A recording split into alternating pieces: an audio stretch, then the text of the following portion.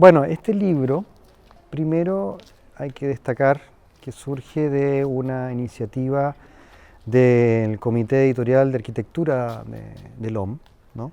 Se me da la posibilidad, digamos, el Comité Editorial, ¿no?, de poder publicar este libro que se llama Mal de Proyecto y que es el título de uno de los ensayos que está al interior del libro, ¿no?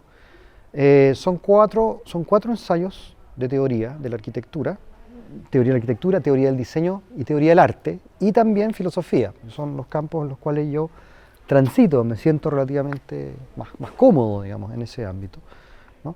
Por lo tanto, no son de arquitectura en el sentido, digamos, de enfocarse en la obra, en el proyecto, un poco en esta suerte de fetichismo que generalmente los arquitectos le entregamos, ¿no?, a la idea de proyecto, ¿no?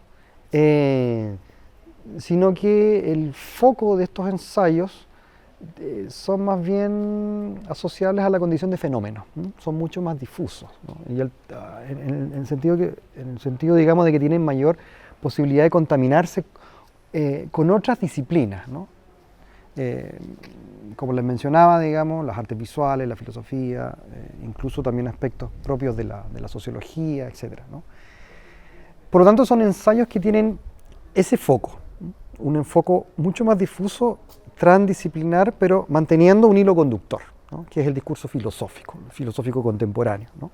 Por lo tanto, van recogiendo un poco lo que he ido trabajando en los últimos años respecto, digamos, a la posibilidad y el lugar de una teoría de la arquitectura que de algún modo se sustraiga a las modas posmodernas, en el fondo, ¿no? Si bien la posmodernidad se caracterizó por ser muy ácida y muy crítica con los valores de la modernidad, básicamente porque lo que la modernidad prometió, ¿no?, que fue la emancipación, por ejemplo, en lo político, en lo estético, en lo cultural, no produjo el efecto que supuestamente se esperaba. Por lo tanto, la posmodernidad de alguna manera intenta leer ese fracaso como una especie de corrupción inmanente que tendría la modernidad. O sea, la modernidad en su despliegue inevitablemente iba a llevar, digamos, al fracaso de su propio proyecto. Y el caso más ejemplar de eso es la caída del movimiento moderno, por ejemplo, en arquitectura, ¿no?, vinculado a las dos grandes escenas del siglo XX, que sería el totalitarismo soviético, ¿cierto?, estalinista, y el nacionalsocialismo, y finalmente el triunfo del liberalismo mercantil, ¿no?, el triunfo global del capitalismo, ¿no? Como he tenido bastante contacto con el pensamiento filosófico, qué sé yo, he tratado de posicionarme un poco fuera de la disciplina para poder pensar esa condición de la arquitectura, ¿no?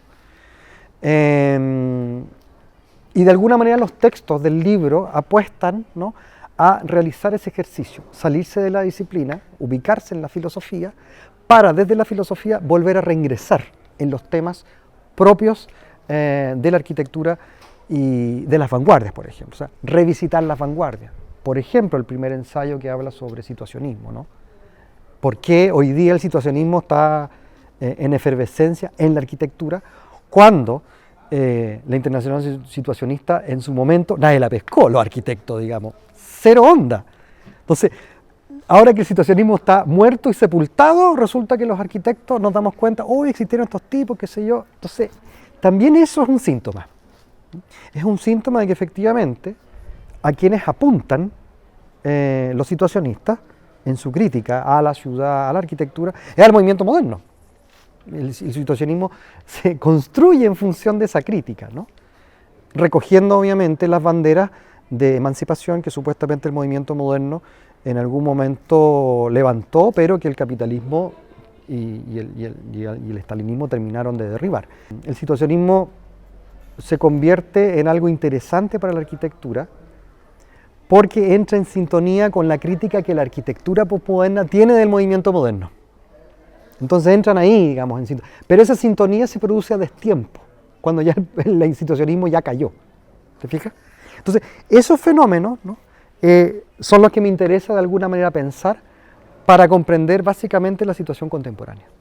Otro de los temas importantes, por ejemplo, es la vida cotidiana, ¿no? Entendiendo que la vida cotidiana es el foco de trabajo en general del diseño.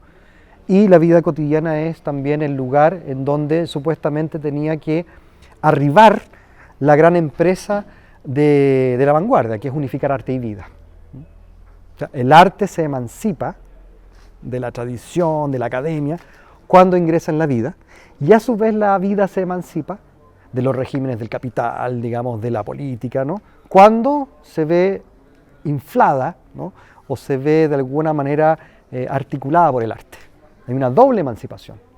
Ahora, el problema es que esa reunión que uno puede encontrar en los programas de la vanguardia, la Bauhaus, por ejemplo, termina también colonizada por el capital, o sea, todo lo que de alguna manera la vanguardia artística y arquitectónica soñó de liberación mediante la unificación entre arte y vida, culmina en lo que Foucault llamaría hoy día una biopolítica, y cómo la vida se convierte en un espacio, digamos, de control subjetivo. ¿Te fijas? Los otros dos ensayos, que son el situacionismo, la vida cotidiana el segundo, el tercero es sobre bueno, eso es más largo de explicar, pero es una bajada a nuestro país. Tiene que ver, digamos, con de qué manera el neoliberalismo ha logrado convertirse en ideología, no tanto porque haya triunfado el discurso neoliberal, el del emprendimiento, todo lo que uno suele escuchar de ciertos candidatos, digamos, de la ultraderecha, ¿no? Como Sebastián Piñera, ¿no? Que son los discursos que él promueve, como si hubieran triunfado en el sentido común. No, eso no es lo que ha triunfado. El discurso neoliberal no ha triunfado. No ha triunfado, digamos, el ladrillo de los Chicago Boys. Lo que ha triunfado son prácticas, son modos de vida, ¿no? Y de alguna manera ese ensayo lo que analiza es cómo las prácticas, que no son discursivas, sino que son concretas, específicamente espaciales, lo que hacen es introyectar una determinada subjetivación.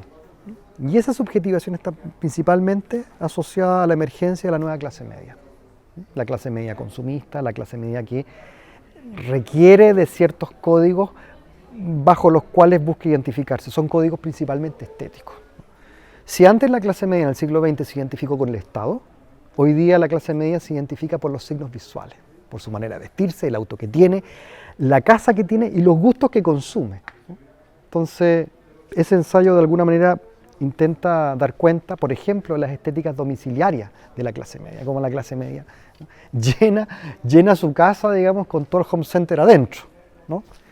Y no hay mayores modificaciones respecto a los códigos que esa industria entrega, sino que más o menos hay una especie de tendencia a seguir los mismos patrones entre todos. Entonces ahí se produce una suerte de identificación de esta nueva clase media que le quitaron el piso, el Estado le quita el piso, precisamente porque ni la educación, ni la salud, ni la vivienda eran los soportes que la construían, ¿no? Entonces hoy día es el mercado el que entrega esa condición, y la clase media, a través de modificar el único hábitat que tiene para modificar, que es su casa, trata de construir su identidad. La ciudad ya no la podemos modificar.